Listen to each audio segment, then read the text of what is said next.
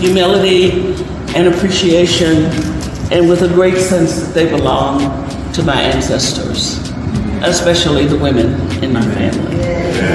Thank you.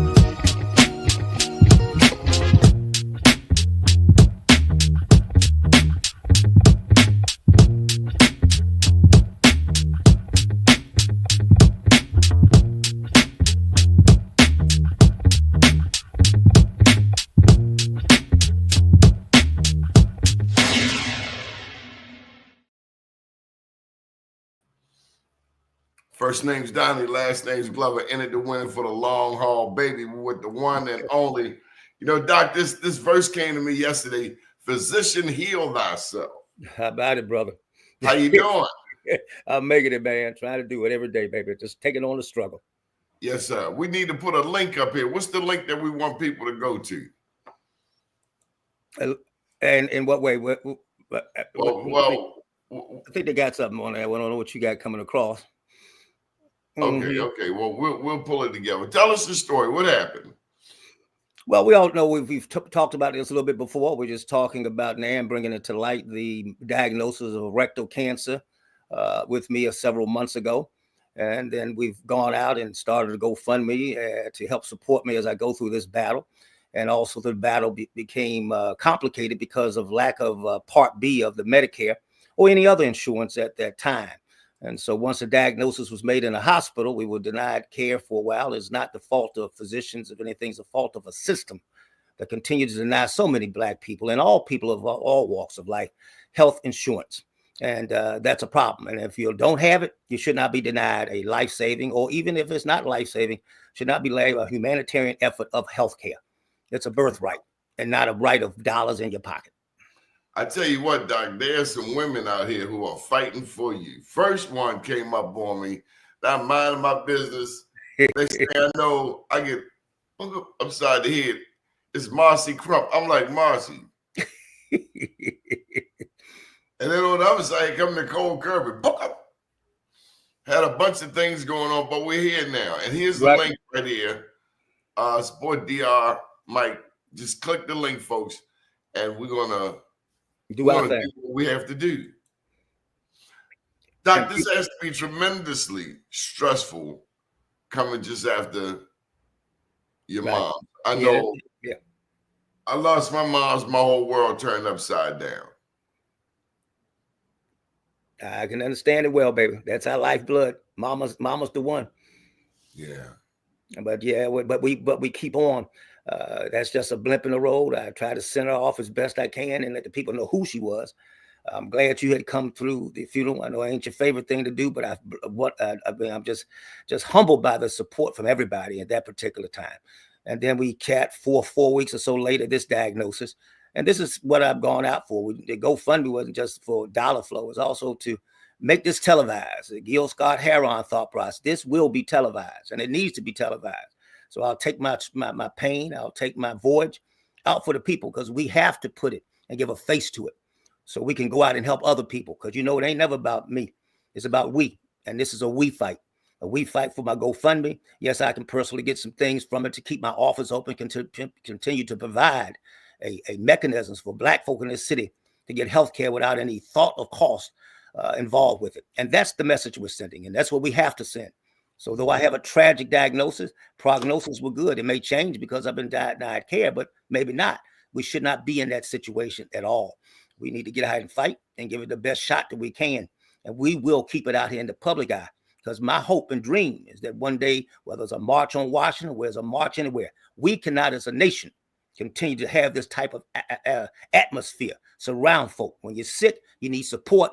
not decimation of any kind of care that you can do. And that's what you get. When somebody doesn't give you care because of $1, it weakens your spirit, it weakens your soul. So a man who provides free healthcare, people was looked at in my face with a deadly disease and told me to give me some dollars and we can treat you. But if you don't, you sit on hold. You sit back by the McDonald's line waiting for your Big Mac. Just go on hold, wait for the fryer to cook and get the burger right. No, we can't be on hold when it comes to health and the betterment of our nation. And this is what we bring in this forth for everybody to see. Can we go to another country? Oh, you go to another country and receive better care than I've got here. Oh, no question. No question. I was laughing at Trump telling Trudeau to break Canada a state. I said it might be the other way around. Canada makes the United States a state of Canada. I mean, what do you talk about, man? Canada's got universal health care. It has its positives and negatives, but you're not denied care. The other 10 countries or 9 countries, taking us and excluding us, and the gross national or domestic product, those 10 countries have it down, sir. They got it down, my buddy. This doesn't happen everywhere. You may have versions that we may be denied things. No system is perfect, but this is not what you do, especially in the powerful country supposedly in the world. The United States of America continues to fit around and be befuddled with this way of how to coordinate this situation. I mean, 3 places come to mind: Cuba, Canada, and then Asia. I don't know if it's China, if it's Japan. You could pick anything. And even if they're not in the top 10, as Cuba's not, they still provide a universal healthcare product. So it's not all about the dollars. It's about the care and compassion. Money does not buy you love. Money does not buy you salvation. Money does not buy you healthcare. That's the sad part about it. And if you got to put it out there, that we have it wrong. We have the wrong philosophies. It is about compassion. And you and I talk a lot on this show about my dad and Garwin.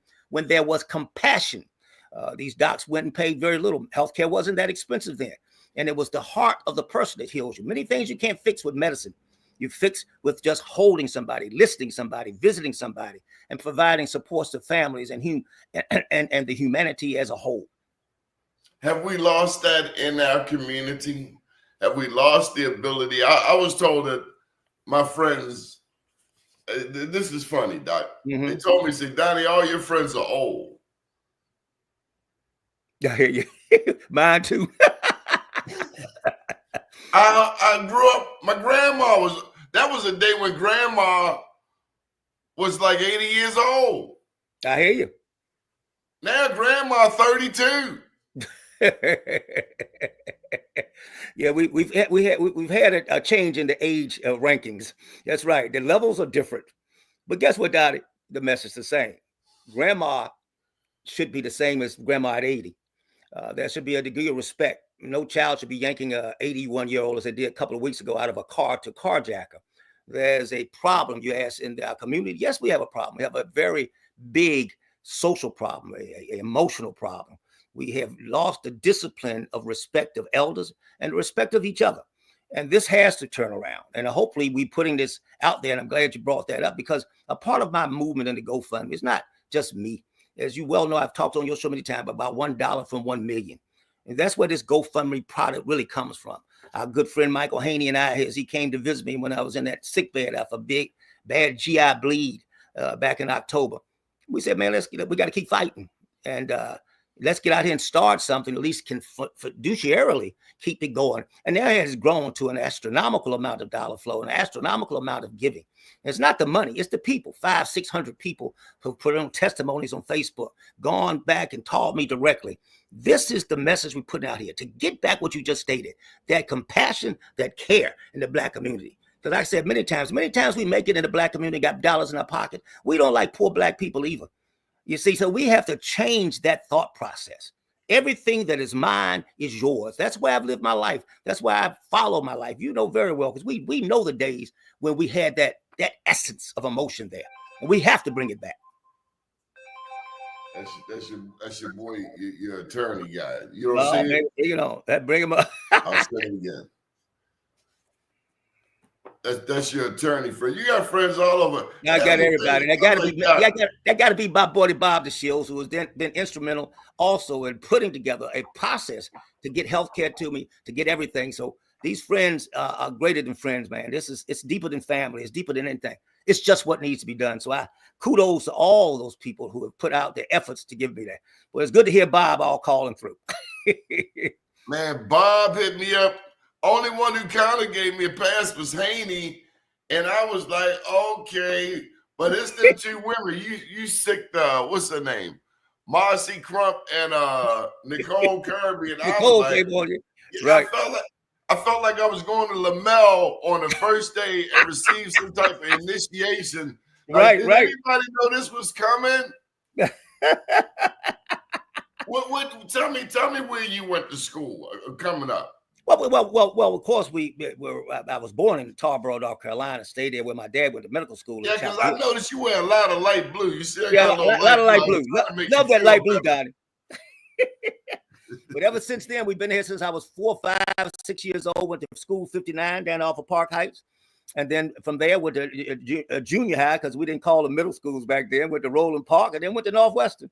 It's class of 76, where we Michael Haney hails from, and we have a class that is second to none with the great support of all those individuals. So that's my educational locally. Then we went to University of Maryland, Baltimore County, where the great Freeman Rabowski, he wasn't president then, but he later on took on that situation and drove it to one of the greatest institutions around. And then we went to University of North Carolina for medical school. And slow down, Doc. All right. About this junior high school. Go. Well, you gotta go back to anywhere you want. What was 59? 59 was just the name of the school. I don't even know if it had a name. Did it have a name? Because we used to name the schools 218. That's where I went later on to. I went to school 59 for a while. Then 218, which is out there off of Liberty Heights. So, man, but those were just the formative years, as they said. That's the name of the school. If anybody knows the name of real school on 59, write it in and tell us. I don't know. Well, I went to Lamel. Yep.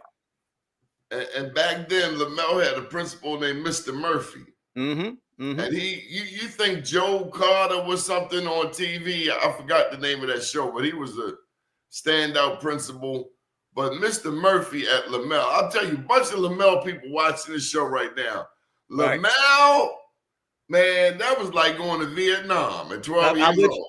Hey, Donnie, that's the main way I didn't go there. When they said pick Lamel, I was talking to some of my neighborhood friends who gave me a good little dinner. I shout that out this Saturday, a brunch dinner, and had some of my old school buddies back in the day, and we all came out just to support me, which was, that's the love I've been given through this whole process. It's second to none. And Lamel I told him I wouldn't go, because during it, when you went to Lamel, Donnie, you better learn how to fight. You better be ready to put up there and put your defenses up and be ready. And Lamel kept that rep. So I told him I had to go to Roland Park because I could stay with the people who couldn't fight, who couldn't do much. That was one of them, was me. So but I loved the experience. First day up Lamel, one guy was fighting. He was standing on the sidewalk. Right. The other guy was fighting in the middle of the street. The 51 comes around the bend and hits the guys in the street. All I know, blood was coming out of his head. First day. I told you. You got to be a big man to make it through Lamel in more ways than one. With knowledge, because your principal, what you were telling, is providing that discipline, providing that protection. But it also had to be a street smart. You had to learn to survive. And that's what we did.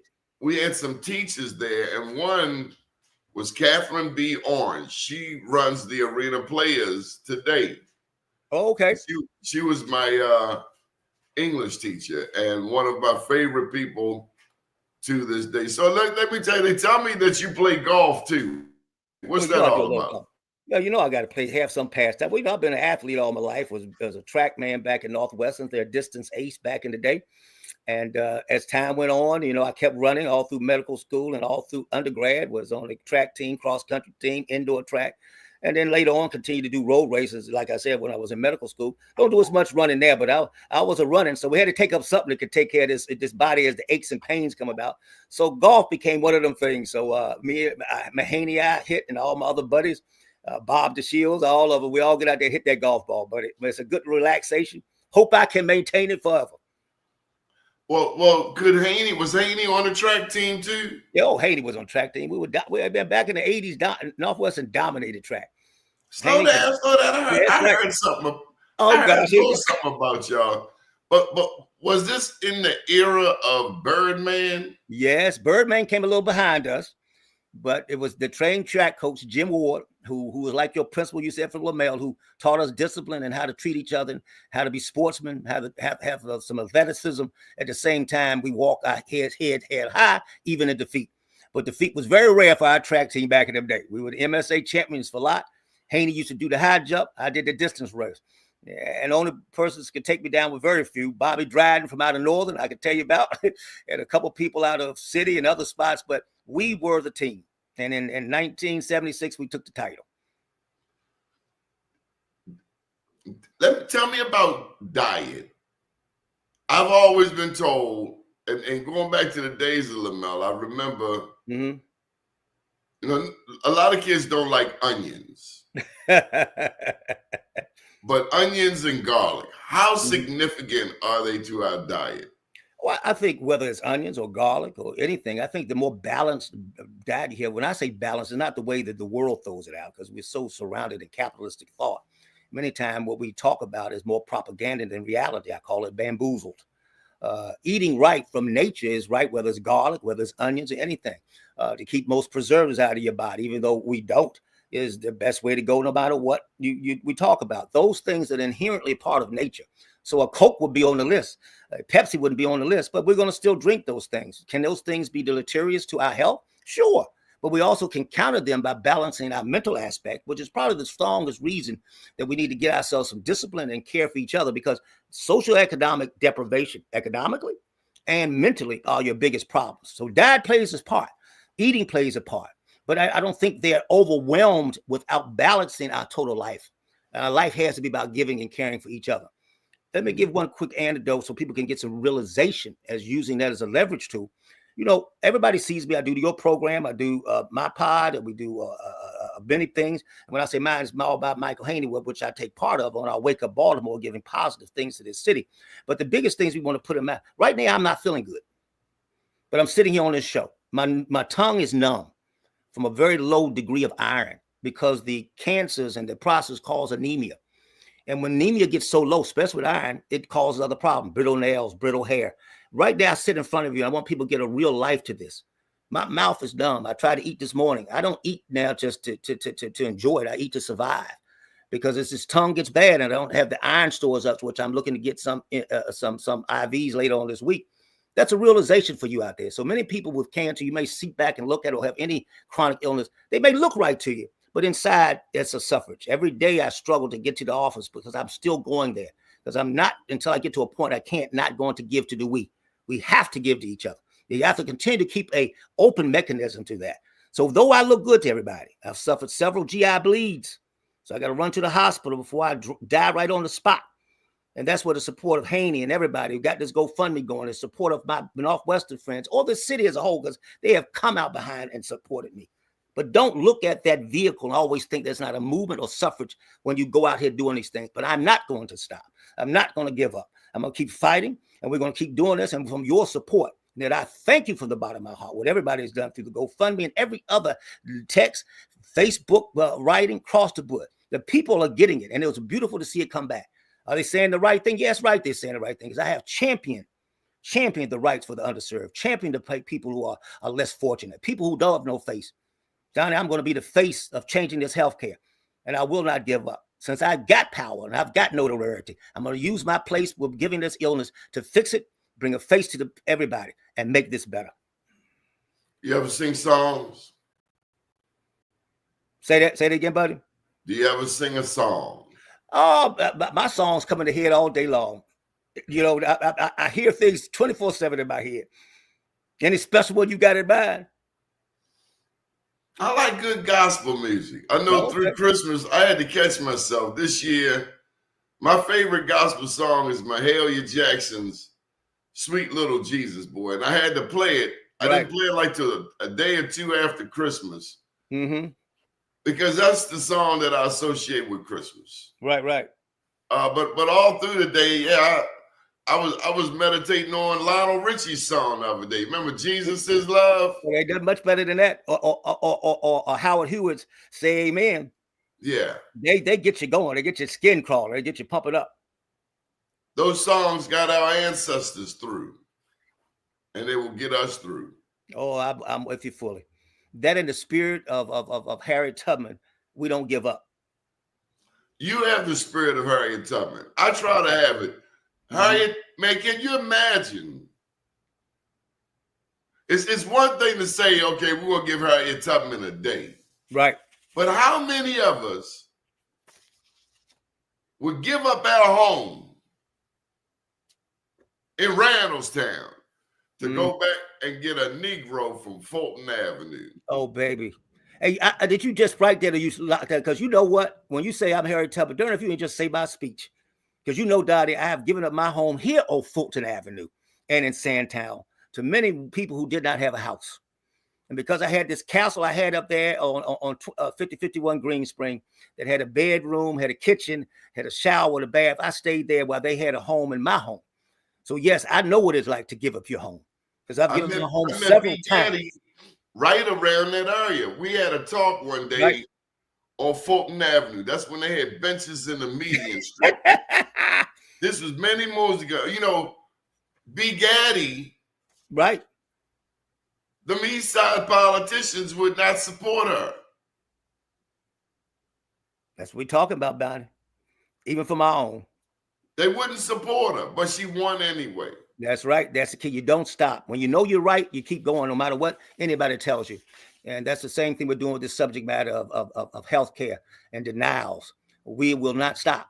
We will keep going on because just like Harriet, she said, if you ain't with me, then you can stay. But we're going on and you're going to follow my rules. And so that's why I saved everything I can as the pandemic came about and I was thrown out of my other office. I found someplace so we can continue to provide me as the controller, not corporate America, to provide that health care that so many African Americans, especially in this city, need and desperately desire. You know, a lot of famous people went to Northwestern, but the one who caught my attention the most was Boyce Mosley. Yes, my boy. Did you know him? You know, Boyce had me come up there because, you know, Boyce wanted to get rid of athletics. Boyce said, let's get rid of athletics. When he left I think Boyce was at Lake Clifton somewhere before and then came over to Northwestern. And his thing was, get rid of all this sports. We can't have these kids need to get more academics. So I was one of the voices they brought in when I was back in undergrad. I think was probably my first year of medical school. Came back back in the day was Art Milburn, who was the athletic director over at Edmonds, but came to Northwestern, brought me back to show you what athletics could do. He said, I got a doctor here, Boyce. I got a doctor here who ran track, was one of the best in the city, best in the state, and he made it. So don't tell me that athletics cannot build a good man. So the biggest thing was Boyce and that thing. I don't know many people remember when he was on Nightline. That's where when he's sitting back with smoking his pipe and his little smoking coat. You know, Boyce was something special. But we took on Boyce. We took on Boyce, Donnie, and showed him we can make it. And nowhere did he ever get rid of the athletics, and we continue to excel. I remember him on the show. What was the show? Square Off. Yes. But he was on Nightline too? Yeah, he was on Nightline when that whole controversy came about getting rid of athletics. Yep, he was on there doing his thing. Was that with Ted Koppel? Yeah, but with Ted Koppel. You got it. Oh, man, I missed that. I love Ted Koppel's show. Yeah, that was some good time back then, Donnie. Wow. Yeah, Boyce made an uproar for a while there. But still, he was still a great administrator, even though he had that sideways way he went for a little bit. But he was meaning well. It's just that we can do well with athletics. We can continue, and it builds character. And I think we should do more of it right now, the way this city's going with our youth. Yeah, we've improved, but we need to get back to a conscious level that's about the caring of each other, especially our elderly and those that are above us that we need to respect and learn from. Why do we say not everybody's made for college? Oh, I think that's because they're not. That's the part. I'm a firm believer in giving people what their aptitude is. I think we made a major mistake and put everything pre-college because you followed the corporate mentality of this country.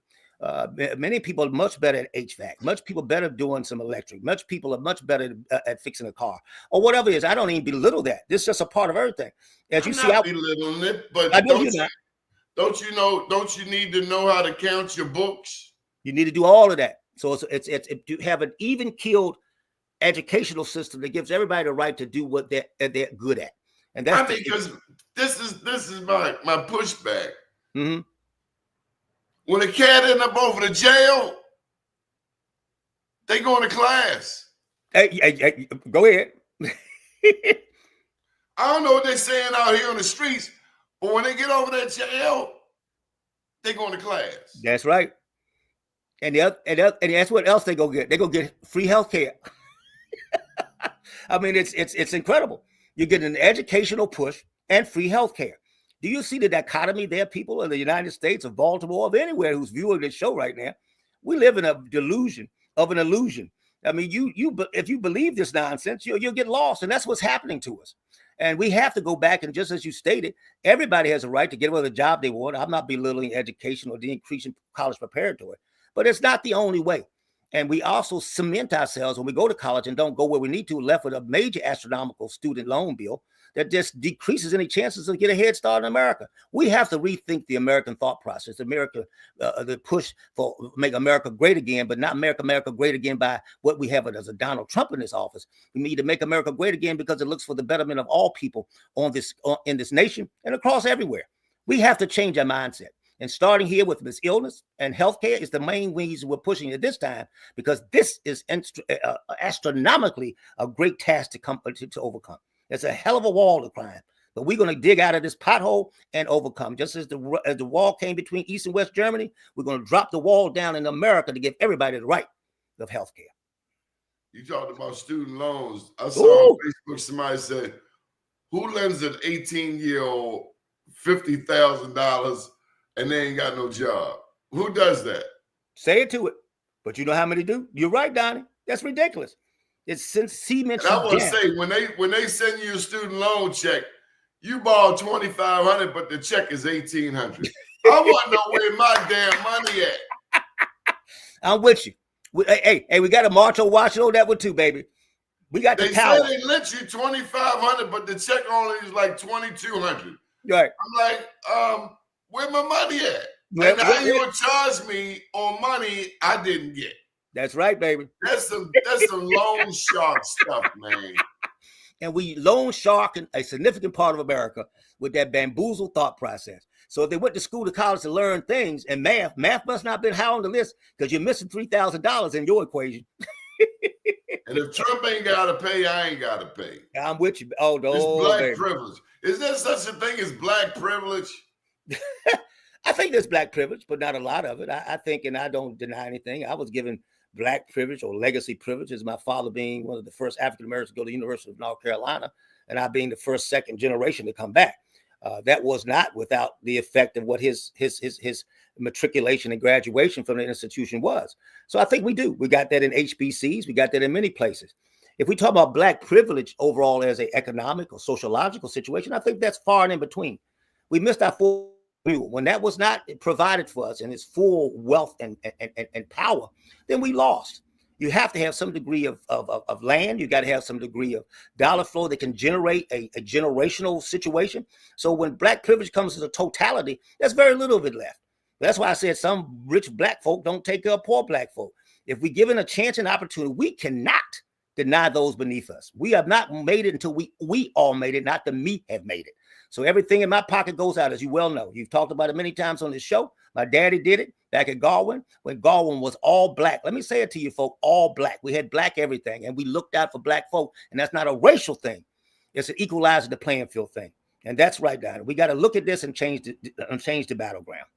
You know, this neighborhood, Sandtown, this is 10 years since Freddie Gray. Right. 10 years ago, as soon as a white person would step into Sandtown, the police be like, oh, you got to go. 10 years ago, Marilyn Mosby charged those 6 cops. Right. And ever since, we got white addicts all up and down the streets, all in the alleys. I swear to beans. One day, I looked out. The dog was at the front door. It was a white lady who had a wheelchair. Somebody snatched her wheelchair. Oh, my goodness. Doc, she was crawling down the street on her belly. Mm. What has happened to our neighborhoods? Now, when we moved to Randallstown, you said it on the show, we don't like poor black people. But we got poor white people moving in. Taking the place of the poor black people. What happened? I think what happened is just what we said. I mean, once we move a step to suburbia, you can't leave your footprint from the inner city. And that's been But we ain't running suburbia. We got one black councilman out Liberty Road. Right. We should have 3. Oh, you should. But many times when we get suburban, we think we've won. And we lay the thing out and we struggle to pay our expenses. Hey, Izzy Patoka or Pat Young want that job out there of county exec. Right. Black people don't even vote sometimes. And we damn sure don't go to Towson to the county seat. That's right. We don't go to PTA meetings at Owens Mills and Deer Park. We don't go. Right. We don't go there no better than we go in the city. Oh, and maybe less. I mean, the whole Kamala Harris thing, you know, where we got about 15 million, as they sat home, and we wouldn't be in this sad situation. We sort of disconnect ourselves, and we have to stop it. That's what we've been talking about.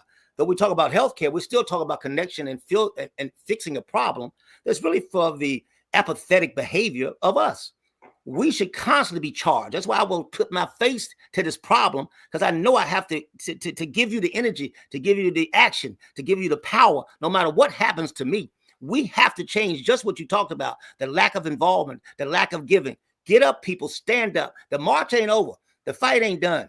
No, we are just beginning, and we may be worse off than we were, but when we started with King and everybody else in the day. This is a long-term battle with sometimes fighting from the wrong emphasis, the wrong emotion, and so I stay here because I know what it's like to suffer. I know what it's like to give. I don't take anything. I haven't taken a paycheck in years because I don't want anything but the betterment of people, white or black, to get to a point where they can have decent health care and don't have to fight what was said to me. For a man sitting here with a GI bleed who's bleeding out, who could die at any moment, a man sitting here with renal pain, rectal pain from a cancer that wasn't even easy to find. And also, people forget, I also have renal cancer that's been there 20 years, Doni. 20 years. So I've been sitting on a bomb forever, but I've never given up, didn't even know about it. So we have many things that we have to fix. The teaching of our students, the orchestration of them getting involved in our communities, and to change the access of healthcare from the patients that they treat. So we stand up. When that patient's denied, darn doctors start walking off the job, and you'll see this thing change like I do. Change the battlefield. I didn't need to wait for America. I did it on my own. I changed the battlefield. So yes, it was a painful thing to say the man who fights the war like Patton gets to die at the tank. And my tank was healthcare.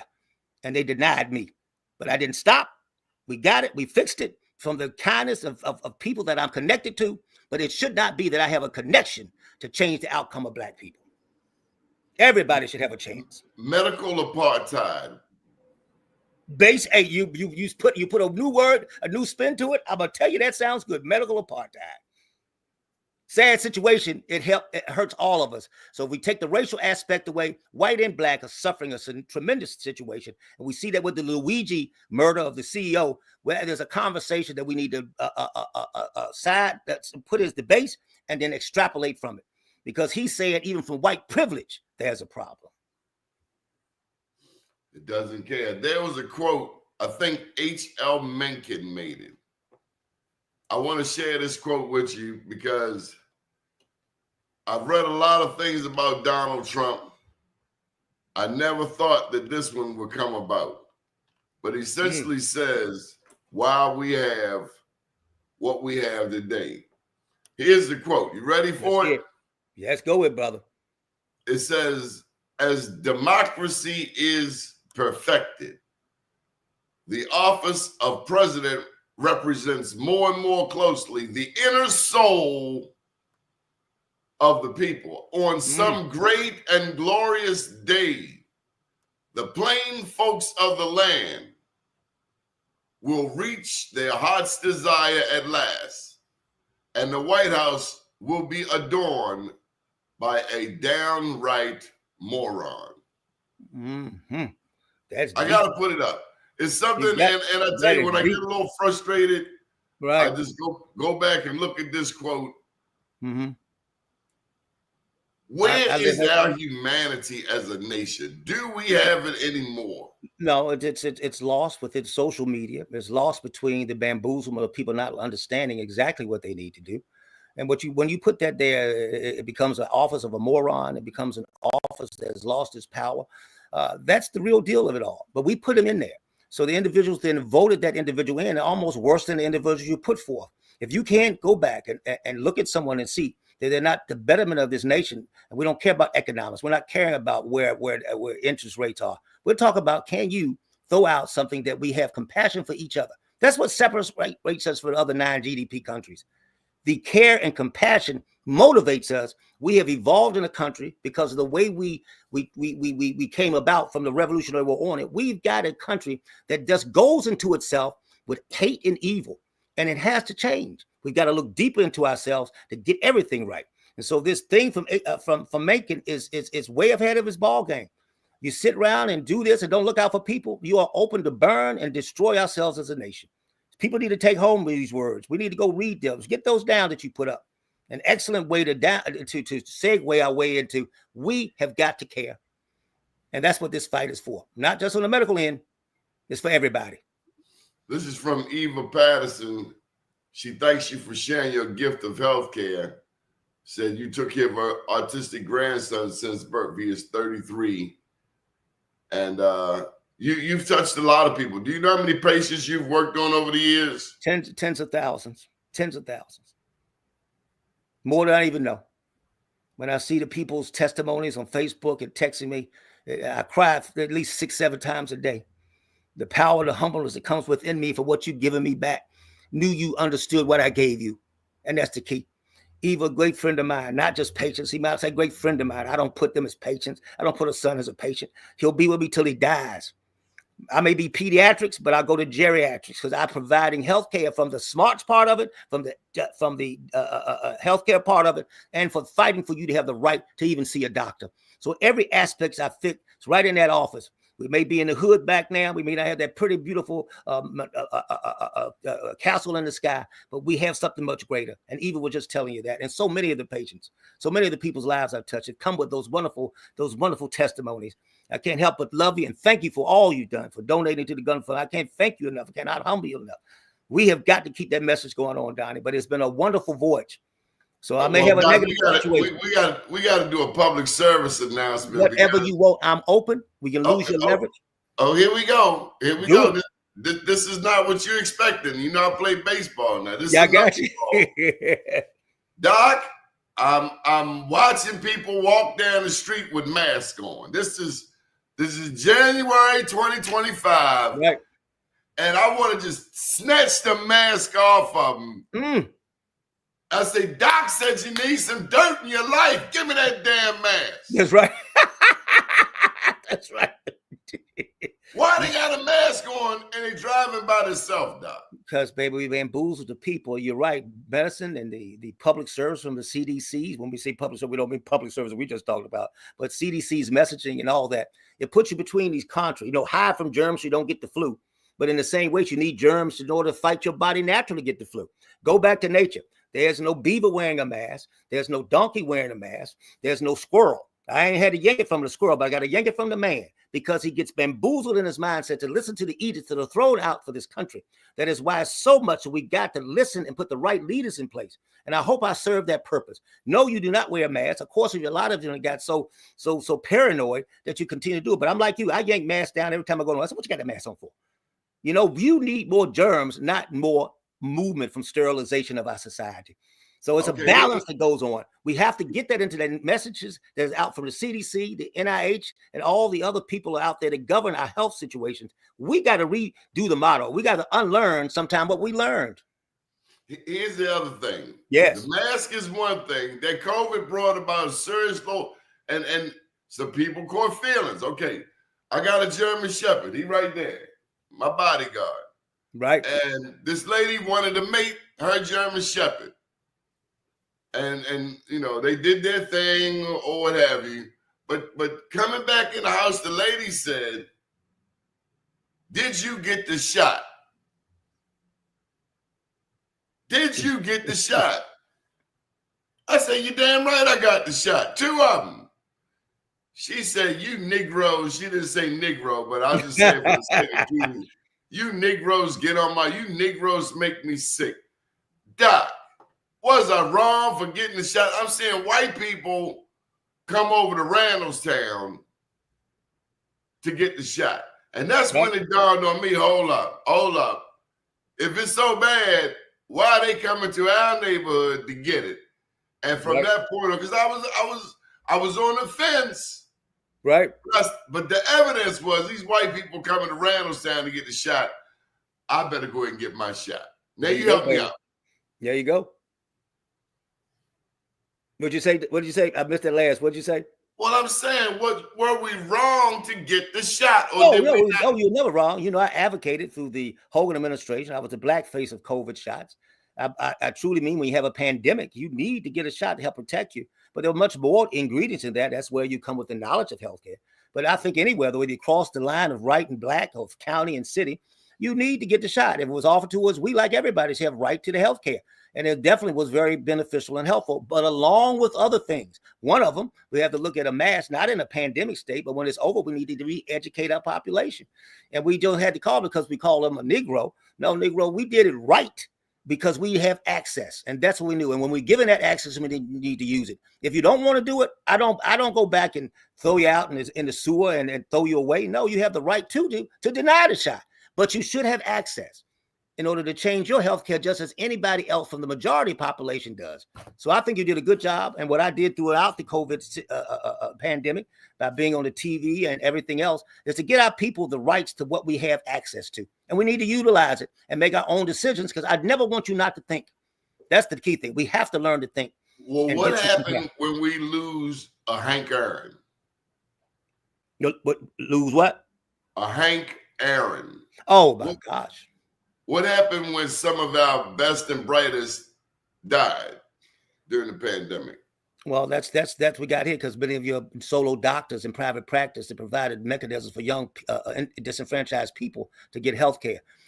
This is the sad situation. No matter how well the science is, there'll still be tragedies. Hank and many other people, whether they had side effects from the shot or not, those are debatable issues, or just from the disease itself. The reason that we as people need to continue to nurture everything that's given us is we don't want those people with power, those people with symbolic situations such as a Hank from baseball note, to be able to go out and spill a edict to our people that we can respect and follow. Leaderships are there. Everything that Martin Luther King said was not correct, but yet he gave the energy to get you to a point that was correct, the equalization of civil rights. So we will not always be correct. But we need that energy, that voice, such as I give every day of my life to lead folk. And we have to respect that position. So if he was a Hank Aaron of baseball, I'm the Hank Aaron of medicine. No, I hope I don't succumb, but I want to put that same emphasis of hitting those home runs across that wall so we can overcome this healthcare situation. This is a bamboozlement to no end. This is genocide, not providing healthcare. And so that's why we're out here. I'm trying to get a face to it. Folk, let's say it in summary. This ain't just easy for me to sit up here. I bleed, and at any moment, I got to protect that. I could be put back in the hospital and everything I'm trying to get and everything you're funding me and trying to support me for can go away. We got to keep hitting that big grand slam like Hank Aaron to understand that we got to go fund me because we need to go fund me life. You know, but even before I got sick down there, I was doing $1 from 1 million, trying to raise enough money so I can never let our people suffer. When somebody can't pay their rent, when somebody can't pay their electric bill, I wanted to be a source of their health. And healthcare does not come from whether you got a strep throat. It comes when I've equalized the playing field socioeconomically. That's what we're doing now. We done got bigger than GoFundMe for Mike Zollicoffer. We're big enough now to go GoFundMe for all of us. And everybody just give. So you can put it into the hands of a man who gives back to the we of what we need to do. Hey, yeah, respect Hank Aaron, respect Harriet Tubman. Let's hit that home run. Let's not lose any slave on the way to the promised land. All right. And let's look at it and find the God within us that we can overcome the problems of which we have as a nation. And hopefully within the next few years, we do that. I'm going to march this thing on Washington, Doni. We're going to change America. We're going to change everybody's souls and spirits so we can better get what we need. Who is the next Dr. Michael Zollicoffer? I'm trying to make him every day, baby, because, you know, I teach NPs and PAs. So there's other ones out there. Can they continue to follow my march? Yes, you can. Like my daddy, I watched his walk, not his talk. I emulated him from what he did, not from came out of his mouth. He died at 45 of the same disease I've got. Just look at it, Doni. We went to the same medical school. We did the same residency, and now we are besieged by the same illness. So I got ways that we can change that. But it ain't from your mouth. It comes from how you walk. Your children follow your walk. Don't raise your children, raise you. When you raise you, they come along from a ride that is etched in how you do your cadence and how you move yourself. It ain't the Hollywood Walk of Fame. Your feet will be etched in cement. Cement to show you the right way to live and not just celebrate whatever you did as a person, because it's a lifetime, not a moment. A moment does not defend you. The lifetime. I got one more thing to ask you. Did you see the movie 688? Now, I don't know if I seen that. We always throw me something. 688. I don't think I saw that with Doni. What you got? So this is the new movie. Tyler Perry made it. Oh, okay. And it's about the black women who carried the mail. They sorted the mail. Yes. Okay. You got me back right. I'll tell you, we can do anything. Oh my gosh. When you tell those sisters did anything, they got no credit. They got no parade. Right. Oh, yes. No, they did the right thing. They did the right thing. That's amazing when we bring that up. A little people back somewhere getting the mail together brought great hope to troops on that front line that were dying every day to get rid of the tyranny and the dictatorship of Adolf Hitler. Look at that. Black folk who come home with suffering, but the depth of their heart brought them up to help protect the nation and provide some decency and communication to troops who may every last breath may be their last. Oh, yes. No, we need to celebrate those women and then some, because we have given our historical mark on this nation. This nation is not built with white folk, Hispanic folk, green folk, yellow folk. It's built for all people, and especially black folk like us. With the story that you just mentioned, they've got to continue to give on, and that's what we're doing here, folk. We're giving out that letter. We're giving out that consciousness. We're giving out that heart. We have to do this together. We so what we can do. Here's my last question for this. Go ahead, brother. Why did God make a Dr. Michael Zollicoffer? So we can have this message today, brother. I ask that every day. People ask me, who are you? When I went with my neighborhood boys and gave them a dinner, many of them had suffered many infirmaries. And they came to me down and said, I may not be able to put my face out there. We're so proud of you to put yours out there for all of us. So yes, I know the gifts I've been given, and I won't stop. I'm going to keep giving because I've been given the power to be who I am. Why did I give free health care to people for 40 years? Because it's right. I don't need to wait for the U.S. I do what's right. And so if God put me here to give a message to each one of you, learn to look in your heart because you do know what's right. Look at nature where nothing is hatred, no evil. But look at us. We destroy ourselves. So when we've been given that power, that message, don't abuse it, people. Give it to each other. So want to know why I'm here? For this day I set with you today. And people want to think I'm down because I got cancer. No, I said I'm thankful because I finally gave power to the powerless. Because my mouth has been out there for years and it's going to keep yapping until it's over. I will save you all, but I'm not going it alone. You with me. I appreciate every dime, every effort you've given me. We do this together. And if I can get you there, you're going to be there, baby. That's why I'm here, Doni. I'm here to motivate the masses. Yes, sir. Any final thoughts? That's it, baby. You done pulled it out to me and the emotion is all there. I can't help. Listen to this show over and over again. Hear what I'm saying. This ain't no joke. I suffer even though I'm in front of you, but I fight and I won't give up. And don't you. Who's your favorite boxer? I've always wanted to know. Yeah, my favorite boxer is, of course, going to be Ali. And I think it's not just because he had a mouth, but he had a mouth for people. He went against America and he said, I won't go to war. I'm not going to kill no Viet Cong. It's the same thing. No Viet Cong ever called me a nigga. That's right. Ain't no Viet Cong called me nothing. And he went here and lived his life, even when he got in infirmaries such as Parkinson's-like disease. He never stopped. And he never kept changing. He never kept giving. And that is the band. And so Ali was out there. And he didn't need no bodyguard. Didn't need none. He was a band. And so he came to Compton State and shook everybody's hand. Oh, that's what I'm saying, brother. That's what I'm saying. He knew who he was. He knew he'd given a gift. And when you've been given a gift, you don't keep it home. You give it to the world. And I'm hoping I'm giving you my gift of Ali. I may not be in the boxing range, but I'm in the boxing ring of life. So all of you can make it. We ain't giving up, Doni. You're going to use your platform as you've done today. We're going to lose everything we can. We have got to defeat this ignorance, this racism, this bigotry in this nation. Hopefully people hear me. I'm for real, sweetie. I'm for real. I live on Fulton and Lafayette. Come on, people. I ain't leave. I'm not going to leave. I'm going to be there till the death takes me off this planet. I may not win this battle, but I'm damn sure going to fight it. Float like a butterfly, sting like a bee. Come on, America, get up and let's do it. My man. My man. Bring you back anytime you want to have a beautiful day, Dr. Michael Zollicoffer. You better believe it, my brother. Good morning. Love you, Doni. Love you too, soldier.